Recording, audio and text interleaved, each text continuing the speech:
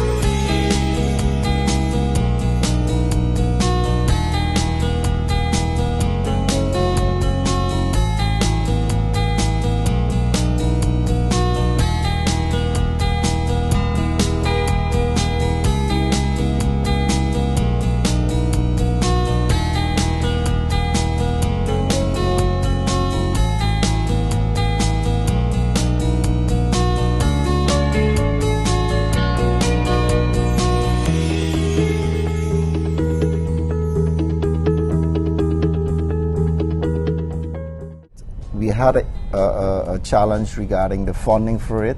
We also had a challenge with the insurance. So putting all this funding together and of course having the right project people towards looking at this project is a key thing here. So we've aligned all of these elements in 2019, of course, get the support of all the layers, which is the holding company as well as government, get the funding together, which is through the kingdom, because we couldn't go on the capital market to borrow this money because we already had borrowed money back in 2012. So putting all of these elements together, we have all of the different chapters in place. Sure. And we're here at the bidding stage where we have received all the biddings for this project. So the selection is key now. All right. So tell us about the selection. You brought it up, so let's go right into that. Well, we put a whole project team together. They call it the PMU. The PMU team is experts with different competencies, but it's being led by one of our own, one of PGIAE, Mr. Mirto Brill. He's the director of the project, and he is, of course, overseeing to make sure that all of these different chapters of this project is also handled as correct as possible. Right. Remember also, when this project is done, most of these people that work in this project team will have to be brought back to the organization. And you don't want this fleeing of knowledge. So we also make the choice that crucial positions on this project team is done by our own. But of course, you always need experts. You need experts from abroad, and that is sometimes being mutated a little bit. But let's go back to the question, where we are with this project. The project team is looking at the bidding. They have sent this bidding up to the World Bank because the World Bank needs to certify that the process that we have undertaken regarding the selection is done the right way. So we're waiting on that response, and once we got that response, we'll let the market know on who we selected. All right, so everybody wants to make sure that we're on schedule for the airport terminal reconstruction project. What does the timeline look like? Are we on schedule? We have gotten some pushback. We have gotten some weather against us, not in form of a hurricane, but COVID.